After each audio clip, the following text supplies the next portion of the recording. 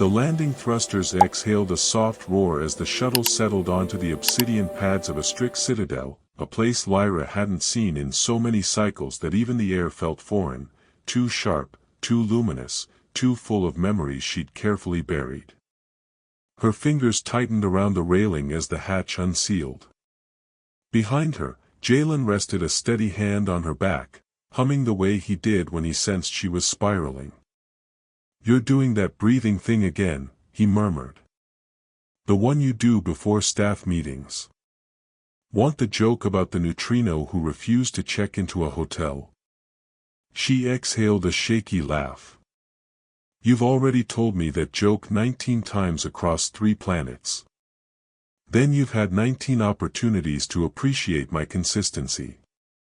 Their daughter, Mira, blue-skinned, white-haired, eternally curious, swung her legs from her crash seat, already leaning toward the viewport.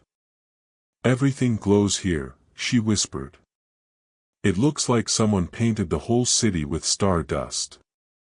Lyra followed her gaze.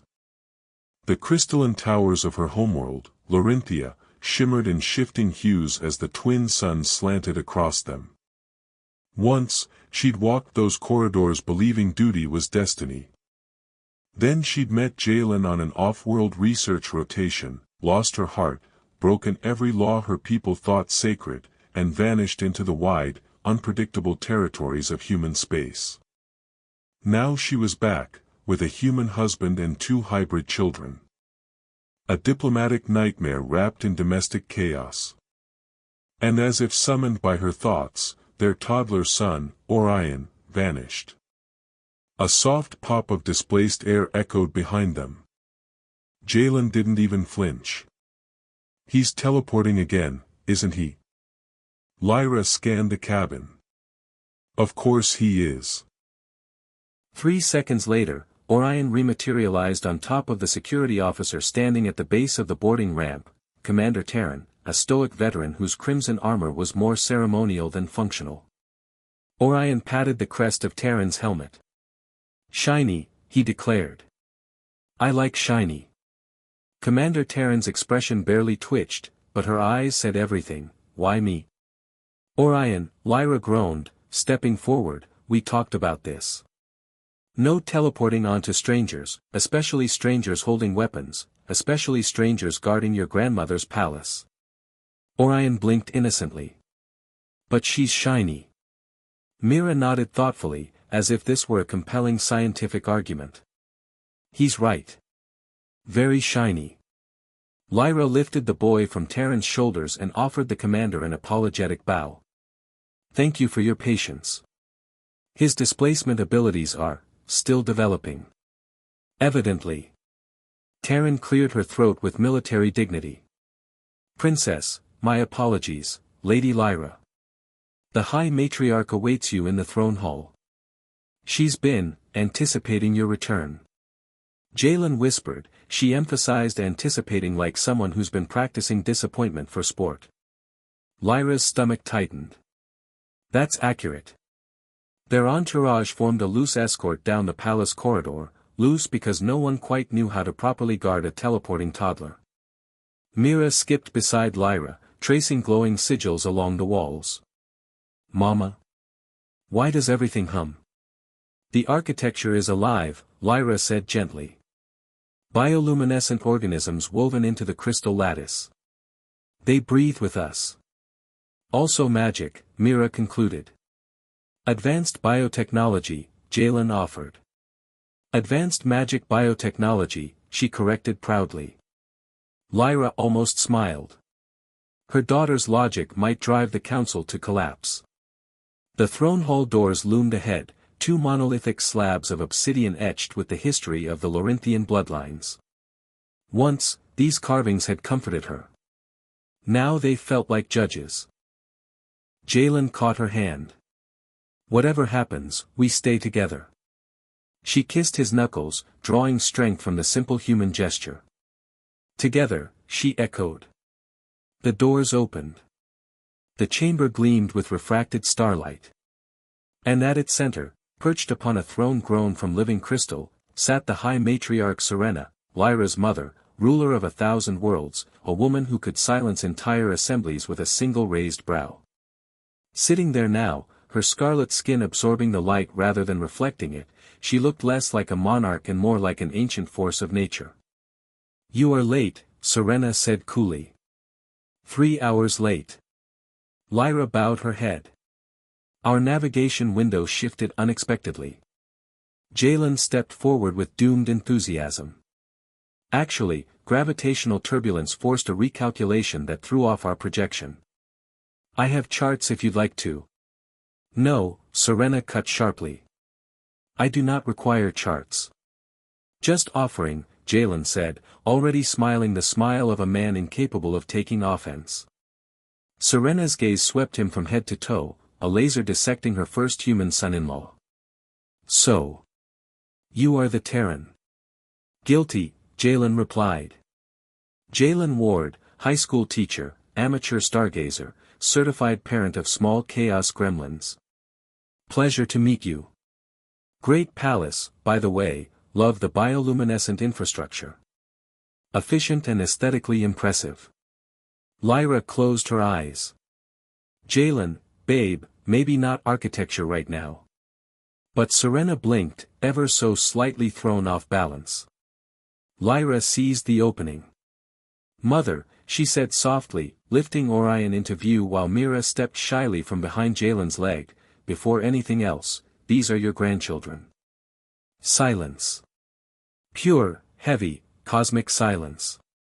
Serena stared at the children as if encountering a paradox written in flesh, blue-skinned Mira with her luminous eyes and unfiltered honesty, dark-haired Orion glowing faintly with uncontrollable teleport energy.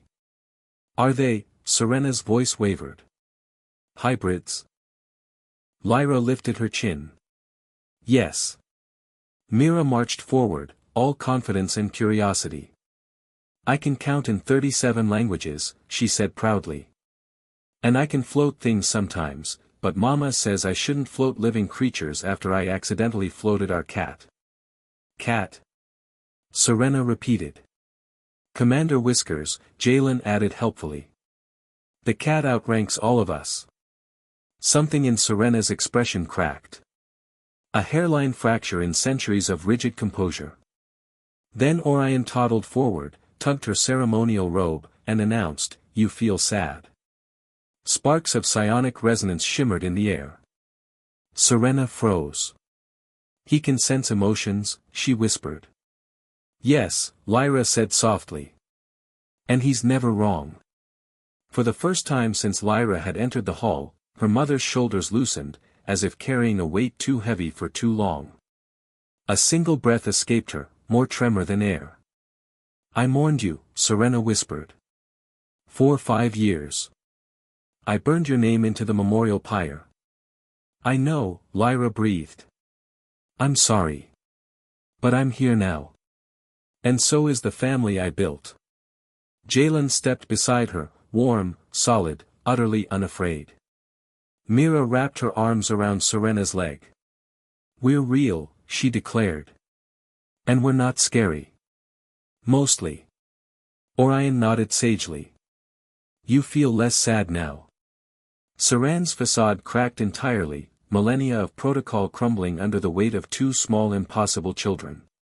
And then, impossibly, the high matriarch sank gracefully to her knees and touched Orion's cheek with trembling fingers. "Show me," she whispered, "who you are." Serena remained kneeling, the crystalline floor reflecting the shifting glow around her as she studied the half-human child perched in her lap. Orion didn't seem to notice he'd just shattered 1,000 years of royal emotional protocol, he simply traced the lines of her ceremonial armor with sticky fingers, humming tunelessly. Lyra had never seen her mother this close, this still, this human. For a heartbeat, the throne hall felt smaller, not because of power, but because vulnerability had finally entered the room and changed the temperature of the air. Jalen crouched beside them, careful not to intrude, but offering that calm presence he always carried, like he had the uncanny ability to make other people feel braver simply by existing. "He's very honest," he said gently. "Emotion sensing isn't something we taught him. He just does it. Usually loudly." Orion nodded with solemn authority. You were scared and sad. Now you're soft. Soft? Serena echoed, confused. Mira clarified in the way only a child could. Soft means your feelings don't hurt anymore. Orion says people get soft when they stop pretending. Serena blinked, and for a moment Lyra thought she might cry, something she had never witnessed in all her childhood. Instead, Serena let out a long, trembling breath, her hands curling protectively around the toddler as if anchoring herself. I have not pretended, she said quietly, I have endured. But it seems endurance and pretense are not so different after all. Before Lyra could respond, the doors to the throne hall groaned open, admitting the Council of Lineage Preservation, 3 figures draped in silver-trimmed robes, each bearing the etched marks of centuries-old tradition. They swept into the chamber with the urgency of people convinced catastrophe couldn't possibly wait another minute. But when they saw the Queen of Astrix kneeling on the floor, holding a hybrid grandchild in her arms like something precious and irreplaceable, they froze. The lead counselor, Veshra, her silver markings gleaming like cold starlight, struggled to process the scene. Your Majesty, we received word that your daughter had returned. We assumed the circumstances required immediate intervention. Yet, her gaze flicked to Orion. Then Mira. Then Jalen. Her voice thinned. Those are hybrids. Correct, Serena said, her voice smooth but edged with steel. My grandchildren. A horrified silence rippled across the counselors' faces. Lyra had once been afraid of these people. Now they just looked, small. Small and bewildered, and deeply unprepared for the world shifting beneath them. Hybrids, Veshra repeated, as if the word alone might unravel the universe. Forgive the bluntness, Majesty, but this violates every principle in the Bloodline Codex. Our psionic heritage is precise. Delicate. Mixing with an unaligned species risks. Risks what? Mira asked, stepping forward with a confidence Lyra absolutely knew she inherited from Jalen. Because I can lift things with my mind? Or because Orion pops around rooms like a hyperactive photon? Mira, Lyra warned gently. What? Mira asked, glancing up. They're talking about us like we're lab samples. Veshra stiffened. Child, the preservation of our abilities is central to our civilization. If hybrid offspring produce unstable traits. They don't, Jalen said firmly. We've spent years helping them navigate their abilities. They're not unstable, they're just young. You wouldn't call every toddler on your planet unstable just because they haven't learned to use their powers responsibly. That is irrelevant, Veshra snapped. Hybrids introduce unpredictable variables. Unpredictability is the beginning of discovery, Serena cut in sharply, rising to her feet with Orion still anchored to her hip. Her voice had shifted, still warm with the vulnerability Orion had uncovered, but now reinforced with the full strength of a monarch reclaiming control. For millennia we have operated under the assumption that psionic inheritance is static. My grandchildren prove otherwise. The second counselor, Elder Merrick, stepped forward. He was older, his crimson skin faded to a softer copper at the edges, his expression more thoughtful. Majesty, the genetic implications alone. Keeps surprising you, doesn't it? Jalen said with a gentle smile. Human genetics are messy, adaptive, and annoyingly resilient. Combine that with Laurenthian psionics and, well, he gestured toward Orion, who was currently attempting to telekinetically lift one of Serena's ornate gauntlets. You get a tiny chaos engine. Lyra hissed gently at her son, leave your grandmother's armor on her body. Trying, Orion grunted, the gauntlet rattling as he strained. Too heavy. Because it is not meant to be levitated, Serena murmured, lifting the boy's small hand away. Counselor Veshra looked on the verge of erupting. Majesty, you cannot simply accept this. The bloodlines must be protected. Allowing hybrids to exist beyond informal acknowledgement is already. I will not be lectured about what my family is allowed to be, Serena snapped. Mira hopped into view again, fingers laced behind her back as she peered up at Veshra. "You're scared," she observed. "Not angry. Just scared you don't know what hybrid kids will do. It's okay not to know. Mama says that's how learning starts." Veshra flinched as if struck. "You read my thoughts." "No," Mira said thoughtfully. "Orion reads feelings. I read echoes. Yours are loud." Serena's brow rose with regal precision. "So. At 4 cycles, she demonstrates nascent telepathic resonance." 3.5, Mira corrected. "The half matters." Counselor Merrick murmured, "This is extraordinary." "No," Veshra said sharply. "This is dangerous. If these abilities accelerate unpredictably, they could destabilize our entire psionic structure. Or reshape it," Jalen countered. "Maybe not everything needs to stay the way it was." Veshra whirled on him. "You are human. You cannot possibly understand the weight of our lineage." "Oh, he understands lineage," Lyra said. "He understands it without worshipping it." Serena stepped between them. "Enough." Her voice resonated across the chamber. "You all forget yourselves. The Codex is not scripture. It is a framework, one written by ancestors who fully expected it to evolve." Merrick nodded slowly. "There are amendment procedures. And we will use them," Serena declared. Veshra sputtered. "You would rewrite millennia of law for this?" "For the truth standing before me," Serena said, lifting Orion so he could settle on her shoulder. The child immediately patted her hair, fascinated by the shimmering strands. "For the future. For my daughter. For my grandchildren. For a reality larger than our fears." Lyra felt her pulse stutter. For the first time since she left Larinthia, her mother wasn't a distant figure cloaked in duty. She was a person choosing her family. "And," Serena added, glancing at Lyra with an expression that softened her sharp features, "for the chance to correct the greatest mistake I ever made." Lyra swallowed, her eyes stinging. Veshra tried again.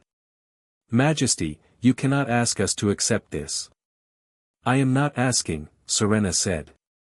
"I am deciding." Silence fell like stardust. Then, from somewhere near Lyra's boot, a double pop of teleportation echoed. Orion reappeared at her feet, waving one of the throne's floating crystal orbs. "Shiny," he announced cheerfully. Jalen sighed. "And that is our cue to childproof your entire monarchy." Serena actually laughed, soft, startled, but real. And the chamber, once frigid with judgment, breathed for the first time. Counselor Veshra stood rigid as obsidian, her silver-marked brows knitting together in a mixture of disbelief and insult while Serena's laughter dissolved the tension that had coiled in the chamber like a living thing. The sound was small, barely more than an exhale, but it cracked through centuries of practiced restraint. Even the hovering crystal lantern seemed to pulse a shade brighter, as if the palace itself hadn't heard its queen laugh in far too long. Mira took this moment to reclaim the crystal sphere Orion had liberated. With an effortless, childlike hum, she lifted it with a telekinetic nudge and held it floating between her palms. "See," she said proudly. "It's not dangerous. You just have to be gentle with the resonance." "That is a calibrated psionic power core," Veshra sputtered. "A child should not be handling." "Please," Mira said, rolling her eyes with impressive dramatic flair. "You people build everything out of psionic power cores. The chairs hum. The floors hum. Even the doors hum. You can't be mad I touched one. They're everywhere." Serena's lips twitched. "She has a point." "I am losing my mind," Veshra whispered. "No," Jalen said kindly, "you're gaining perspective. It just feels like losing your mind at first." Counselor Merrick cleared his throat, stepping beside Veshra with a measured calm she clearly lacked. "Majesty, if we are to consider amending the Codex, we must proceed with a formal assessment. Evidence, abilities, potential risks, potential benefits. The Council will not accept decisions made on emotion. Then we will show them evidence, Serena said. Lyra felt Myra's hand slip into hers as the girl beamed. We get to show them. Like a demonstration. Jalen winced. Please tell me we're not doing a talent show. A demonstration may be necessary, Serena confirmed, ignoring Veshra's alarm. Controlled. Observed. Safe. Safe, Jalen repeated pointedly, looking directly at Orion, who was now spinning in joyful circles with an orb of shimmering telekinetic light gathering around his hands. Emphasis on controlled. Orion tripped, giggled, and vanished with a soft crackle of displaced air. Merrick inhaled sharply. Where did he? Over there, Mira said, pointing toward the balcony 30 meters away. A tiny head peeked over the railing. I'm tall. Get down from there, 3 adults shouted simultaneously. Orion blinked at the alarmed voices, considered his options, then teleported directly back into Serena's arms with a pop that ruffled her hair. The Queen exhaled with enough force to stir her ceremonial collar. He has absolutely no sense of personal safety. That's toddlers, Jalen said sympathetically. Species doesn't matter. Merrick rubbed his temples. His spatial displacement accuracy is astonishing. It's concerning, Veshra corrected sharply. Unregulated teleportation could be catastrophic in social, military, or political environments. We cannot normalize. We normalize what we understand, Serena said. So we will learn. Lyra nodded. My children aren't anomalies. They're possibilities. Jalen squeezed her hand. And possibilities are how civilizations grow. The hall quieted. The counselors exchanged glances, their unease shifting into contemplation. Centuries of rigid doctrine warred with the undeniable truth glowing softly in Serena's arms. Finally, Merrick spoke. Majesty, if the Codex is to be reconsidered, this must go before the full council. A public hearing. A scientific review. And a cultural reckoning. Veshra looked physically pained at the phrase cultural reckoning. What do you require? Serena asked. The children, Merrick said, must be evaluated.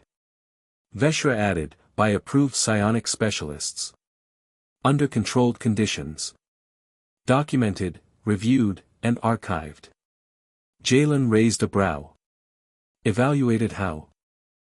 No invasive procedures, Lyra said immediately.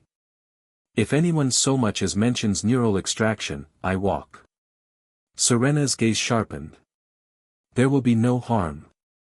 No overreach. The evaluations will be voluntary and respectful. She cut her eyes toward the counselors.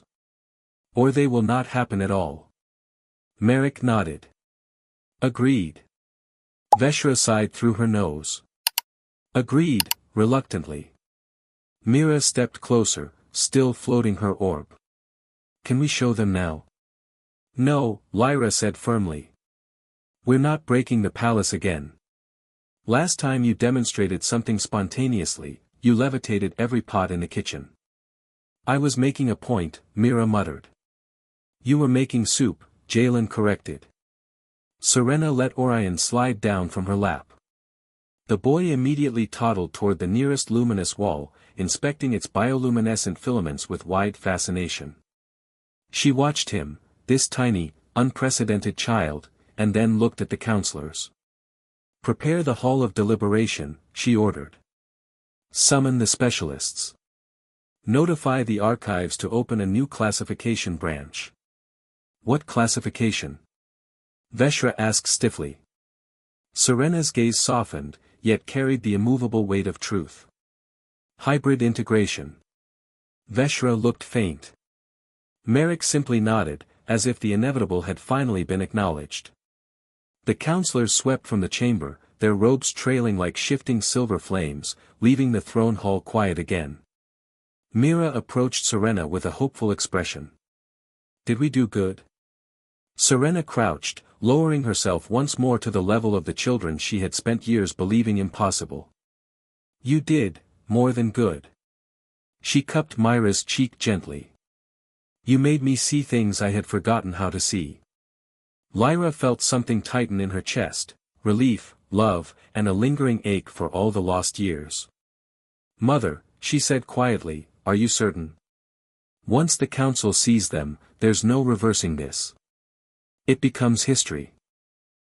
It became history the moment you introduced them to me, Serena replied. Now we simply give the rest of our world the chance to catch up. Jalen grinned. Guess this makes us pioneers. Mira tugged at his pant leg. What's a pioneer? Someone who walks into the unknown, Jalen said, brushing a strand of snowy hair behind her ear, and decides the unknown should feel like home. Serena rose, smoothing her ceremonial robe. Come. You should rest before tomorrow's proceedings. The deliberation hall will be overwhelming. Overwhelming how? Jalen asked. Mira answered before Serena could. Lots of glowing stuff, probably. Lyra snorted. That is not inaccurate. The family turned toward the corridor, Serena walking at Lyra's side, Jalen just behind them, the children weaving patterns of small chaos around their legs. But before they reached the threshold, Serena slowed. Lyra. Lyra paused, heart tightening. Her mother's voice lowered, softer than any tone Lyra had ever heard from her. Thank you for coming home. Lyra swallowed hard. I didn't know if home wanted me anymore. Serena looked at Orion, now humming as he tried to levitate Jalen's shoe, and Mira, who was studying a crystal pillar with academic intensity. Then she looked back at Lyra. Home, she said, is sometimes slow to adapt. But family adapts faster. Lyra's breath hitched, because after 5 years, after grief and fear and silence, her mother had finally said something only a mother could say. Jalen touched her shoulder gently, grounding her. Serena extended a hand toward the corridor. Come. We prepare for tomorrow. They walked together, queen, daughter, human, and 2 bright children who glowed with possibilities no codex had ever imagined. And as they crossed into the corridor's living light, Lyra realized something profound. Tomorrow, they weren't just seeking acceptance. They were rewriting the future. The Hall of Deliberation was built for spectacle, an amphitheater of crystalline tiers spiraling around a central platform that pulsed softly with psionic energy. Lyra had forgotten the way the architecture hummed beneath the skin, a resonance that echoed through the bones like ancient memory. Today, though, it thrummed with something entirely new, curiosity. Fear. Hope. And 1,000 murmurs rippling across the gathered counselors, scholars, and psionic specialists. A gathering like this hadn't happened in generations. Jalen adjusted the collar of his borrowed ceremonial tunic, already sweating under layers of fabric woven from shimmering threads. Is it, normal for the floor to vibrate? Perfectly normal, Lyra said. The hall responds to emotional energy. Oh good, Jalen said. Nothing like having my anxiety broadcast through architecture. Mira, perched beside him, patted his arm. It's okay, Daddy. The room likes you. How can you possibly know that? It's humming in a friendly way. Jalen blinked. Right. Friendly humming. Totally logical. Orion toddled forward, tiny fingers reaching out to touch the glowing surface of the central platform. Shiny circle, he whispered. Wants to play. Serena appeared at Lyra's side, her presence commanding as ever, though tinged now with a warmth Lyra had never seen before. Her gaze softened at Orion's fascination. The resonance core is old. Older than our recorded history. It has not reacted to anyone so young in centuries. Maybe it's excited, Orion said matter-of-factly. Serena blinked. Excited? He feels it, Mira clarified. Orion feels everything. People, Rooms, scary thoughts. He hates scary thoughts. They taste sad. Jalen's eyebrows shot up. Emotional synesthesia. Well, that's new. Serena approached the central dais. Let us begin. The hall dimmed, light focusing on the queen as she addressed her civilization. Members of the council. Esteemed scholars. Citizens observing through the network streams. Her voice carried effortlessly, shaped by a lifetime of command. We gather because our world has changed.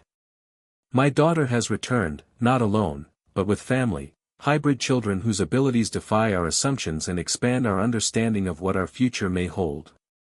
The murmurs began instantly, shock, awe, disbelief.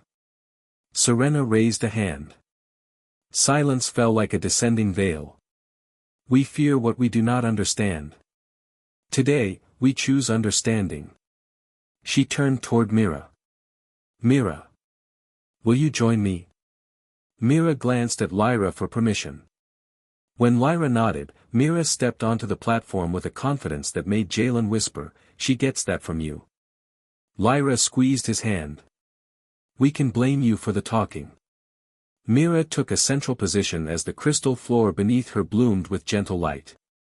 Counselor Veshra stepped forward, expression tight. "You may begin your demonstration." Mira folded her hands politely. "What do you want to see?" Veshra cleared her throat. "A simple telekinetic manipulation. A controlled one." Mira nodded. "Okay." She raised her hand. The crystal orb nearest her floated upward, not shakily but with liquid grace, rotating in smooth arcs as she guided it through complex paths. Then she split the energy into 3 smaller spheres, weaving them together in a pattern so precise that several psionic specialists leaned forward, stunned. "She's modulating resonance frequencies consciously," one whispered. "At her age," another breathed. "Impossible." Mira shrugged. "It's not impossible. It's just fun." Several counselors flinched at that word "fun" being applied to psionic manipulation. Then she looked straight at the audience. "Nothing about me is broken. Nothing about my brother is broken. We're just different. And being different shouldn't be scary. It should be interesting." Serena's face remained composed, but her eyes gleamed with pride. "Thank you, Mira." She gently guided her granddaughter back to Lyra and Jalen. "Now," Serena continued, "Orion." Jalen inhaled sharply. "Oh boy. Brace yourselves." Orion stomped onto the platform with all the swagger of a toddler who had just discovered pockets. He looked around, squinting at the energy lines etched into the floor. "Hot," he declared. "Warm hot. Not scary hot." Specialists scribbled notes so frantically their styluses squeaked. Veshra's voice wavered. "Demonstrate your displacement ability." Orion nodded, took one step. And vanished. Gasps rippled through the hall. He reappeared behind Veshra, patting her robe. "You're loud," he informed her. Veshra shrieked so sharply the lights flickered. Then Orion disappeared again. And reappeared leaning upside down from one of the floating lanterns. "Orion." Lyra choked. "No, down. Down immediately." He dropped like a delighted comet. And materialized safely in Jalen's arms before he hit the ground. The entire hall erupted into astonished murmurs. Merrick stepped forward, voice trembling. He shows intentional self-correction. Spatial awareness mid-displacement. That should not be possible. Orion, now sitting happily on Jalen's hip, announced, "Hungry." Mira sighed. "He's always hungry after teleporting. He burns energy too fast." "We have snacks," Lyra muttered, rummaging in a bag and producing a pastry. Orion accepted it with reverent joy. Serena turned to face the hall. "These are children. Young. Untamed. Learning. And yet their abilities exceed those of trained adults. Veshra shook her head, visibly shaken. This is destabilizing. It is illuminating, Serena corrected. Merrick nodded slowly. Majesty, there is no denying the evidence. Our assumptions are outdated. Hybridization does not dilute psionic strength, it amplifies it.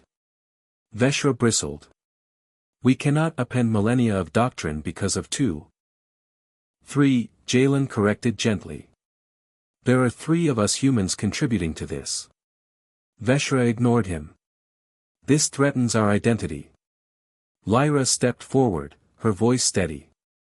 Your identity is not fragile. It can evolve. My children are not erasing your culture, they're expanding your possibilities.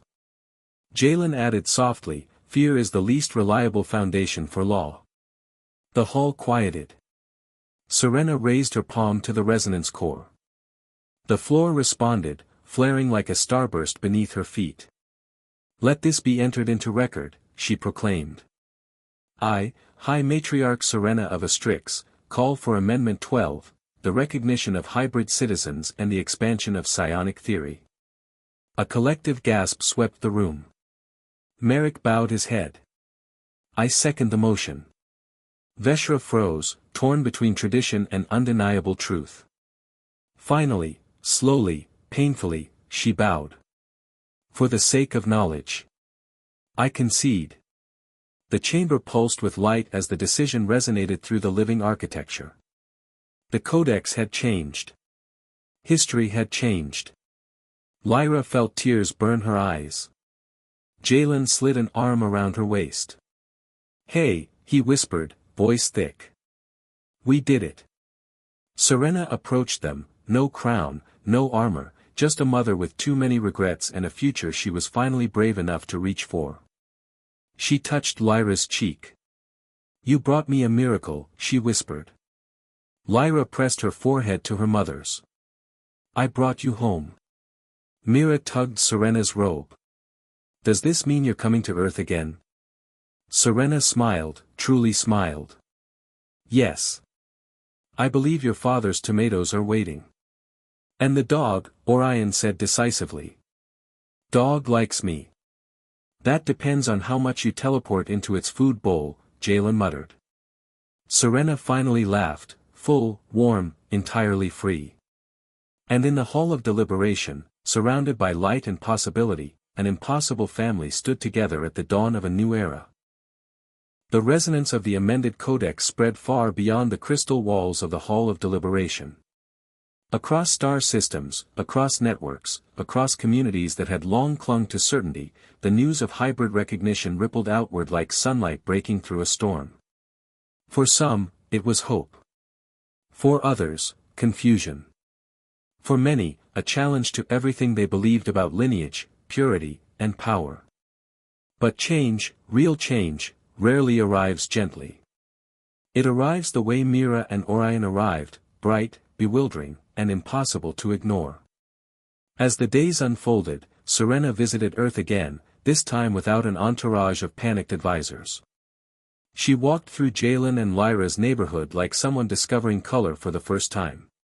She sat in the shade of human trees, listened to children laughing in parks without fear of protocol, and learned that humanity's chaos carried its own wisdom. She found herself surprising neighbors with genuine conversation. She attended a book club where no one had finished the assigned reading but everyone enjoyed the wine. And slowly, gently, she became not just a queen bridging 2 civilizations, but a grandmother learning how to live beyond duty. Myra's drawings soon featured not only Laurenthian towers and earth houses but new shapes, structures she imagined could exist in both worlds at once. Orion made friends with the neighbor's dog, who had finally resigned himself to occasional teleportation incidents.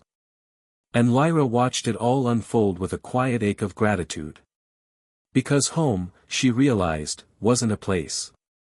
It was a choice. And it was a choice her mother was finally making. If you enjoyed this story and want more cosmic family chaos, heartfelt sci-fi worlds, and interstellar character journeys, don't forget to subscribe, like, and share this video so others can join the adventure.